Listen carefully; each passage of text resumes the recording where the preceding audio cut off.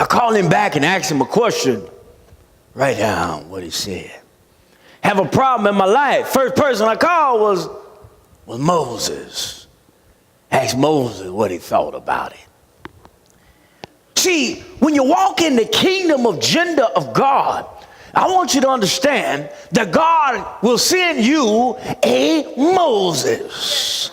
Your assignment is to stay near Moses. Because if you stay near Moses, when Moses is gone and it's time for you to step up, you're going to be ready. In Houston, Texas, there was a great man of God, Dr. C.L. Jackson. Controversial in many ways. He was a first in many ways.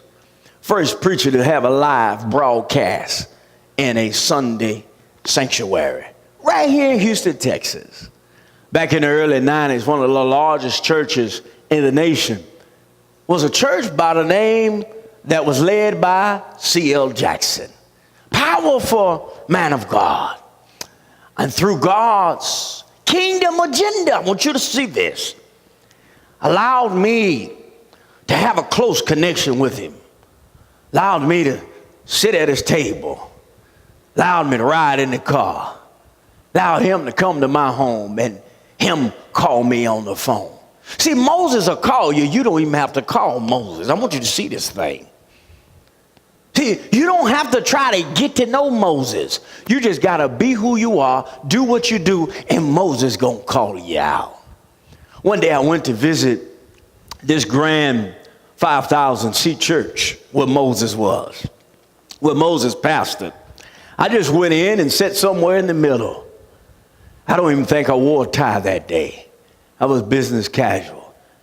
I heard about this Moses.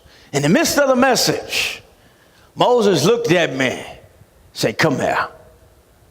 God told me you're a preacher." Certainly I was. Certainly I was a man of God. But see, what I want you to know is Moses gonna find you. You got to have your spirit open to Moses. I mean, do you understand what I'm saying? There's a Moses in your life to prepare you for where God is having you to go. And when you get to the Macarios Island, that is a great blessing there. Everything you need is self-contained in that one place. I'm talking about healing.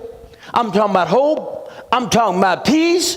I'm talking about prosperity. Come on, somebody. I'm talking about the overflow blessing of God in your life. I'm talking about favor. I'm talking about protection. I'm talking about, come on, somebody. I'm talking about the blessing of God in your life. And I want you to see the way to receive the overflow blessing of God in your life is to have a kingdom mindset. And part of that kingdom mindset is you start to see people differently.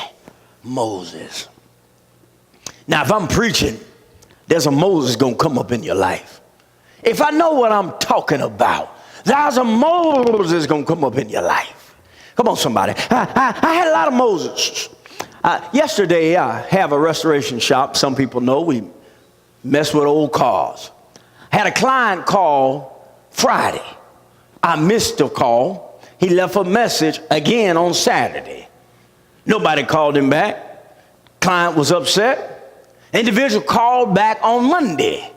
The speech was kind of slurred. I didn't understand what he was saying. Carol was on the phone talking to him, and I happened to walk by, and she was struggling with the call. So give me that phone. So I talked to the man on the phone. I didn't understand who he was. God will send you a Moses now. I just told you Moses will hunt you down. So the person on the other line was Earl Campbell. Great football player, if anybody know anything about football. Played for the Houston Oilers. Not only played for the Houston Oilers, played for the University of Texas, in the College Football Hall of Fame, in the NFL Hall of Fame, but just a beloved individual by all of Texas. I don't know too many folks from Texas that don't like it. But not only that, he's a huge individual in the car community. And he commissioned us to build a 1949 Cadillac with an LS motor and all that. I won't get into all that stuff. But a real cool project. But that's what he said before he left. He said, God sent me here to help you. What you need me to do? I say, sign that for me. Okay. What else you need me to do? Need me to do a commercial? What do you need me to do for you? I'm telling you, God will send you a Moses now. God will send you. What you need to do is answer the telephone. What you got to do, and I mean that metaphorically speaking, answer the telephone when Moses seeks you out, because if you don't answer for Moses, Moses might not call back. There's a story of a man trapped on the island. Man trapped on the island, prayed to the Lord. Lord, come get me, Lord. The man comes on the boat, say, Lord, send me to save you. He said, no, I'm not going. I prayed to the Lord, Lord gonna save me. So the boat goes by. Man come on the helicopter comes down, say, I came to save you. He said, nope, I prayed to the Lord Almighty, God gonna save me. That's all right. Helicopter flies out. Man swims all the way out there, gets to the shore, say, I'm tired, but I came to save you. He said, nope, God gonna save me. Y'all know how the story go. Man didn't get off the island. Man died, gets to heaven. Lord, why you didn't save me? He said, I sent 3 people. You wouldn't respond. I want you to respond to Moses in your life. I want you to respond to that Moses. Moses might have blonde hair. Moses might have gray hair. Moses might be bilingual. Moses, I want you to see this now. See, Moses in the natural might look like a Martha. But God's going to send you somebody, and you might not like them. But they're going to bear witness in your spirit. And they're going to be the ones that God said. Did I bless anybody with that? Now, but not only is there a Moses in your life, there's also going to be a Joshua. Now, I believe ultimately that Joshua is you. I believe in that kingdom, that greatness is you. The Joshua in your story, if you look in the mirror, it is you. The great leader, the great force for change in society, it is you. Don't look for Joshua, just look in the mirror. Don't ask the Lord to send you a Joshua, because you are the Joshua for this generation. You are the one that we're counting on.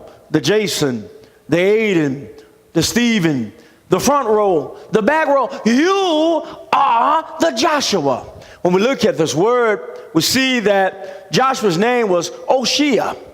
God, when God comes into your life, he'll take you from an Oshia and turn you into a Joshua. I want you to know that when God comes into this process, he will change your identity. He will change your psyche. He will change your mindset. That's why he tells this young man, stay in my word day and night. Don't let it depart from your mouth. Let it get so deep into your psyche that it begins to change how you see yourself. I want you to know God has a different name for you. I want you to see in the people part of the journey that you have a starring role. You got to see this thing. I talked about a few weeks ago about a reality opportunity that City Classic Cars has an opportunity to participate in. And then there became an odd point. The lady said, well, who's the star? I said, we all are the star. Everyone is the star. We're so unique. What makes us great is that we're a team. We're like the Patriots in the Super Bowl. We run out together. She said, that sounds real cute. But who's the star? Who's the star of this show, y'all? Who the horse gonna pull this card? It's you. You are the star of your assignment in the kingdom. I can't do it for you. You have to do it. You have to do it. You have to do it. You are the star. Now watch this. What if you are rearing the next great Joshua? What a burden, parents. But what an awesome opportunity. You're rearing men. You're rearing a great, powerful woman of God. You, as a Joshua, part in the kingdom. And then there's also in Israel, a stubborn nation. A stubborn individual that will not say thank you. I want you to understand that your assignment may not show earthly rewards. You got to see that. Your assignment from God, in and of itself, the group you've been sent to might be the ones who appreciate you the least. I want you to see that thing. I want you to see that spiritual change is hard. Supernatural movements in the natural do not have society clap their hands and say, we're so happy you're here. You know, we love Mother Teresa now. Everybody didn't like her then. Everybody didn't love her, but we love her now. I want you to understand, Martin Luther King, oh, we love Martin Luther King now. Isn't that something? You go in the Oval Office, there's a bust of Martin Luther King. He wasn't loved then. Nah. I want you to know that the group that you're called to lead, they may not appreciate you. So in this kingdom agenda, there is a people part. There's a Moses, and there's also a Joshua. Every place that the sole of your foot shall tread upon, that have I given unto you, as I said unto Moses. From the wilderness and this Lebanon, even unto the great river, the river Euphrates, all the land of the Hittites, and unto the great sea toward the going down of the sun shall be your coast. I want you to know it involves a place. It involves a place. What God has for you involves a place. I spoke last week about the importance of dominion. The importance of operating in who you are. And when you operate in who you are, then everybody else around you and all the things around you kind of fall in order because you become and operate in who you are. But here's what I want you to understand about dominion. You can't walk where you want to walk and ask God to bless you. You can't do what you want to do and expect God to move. That's not dominion. That's foolish.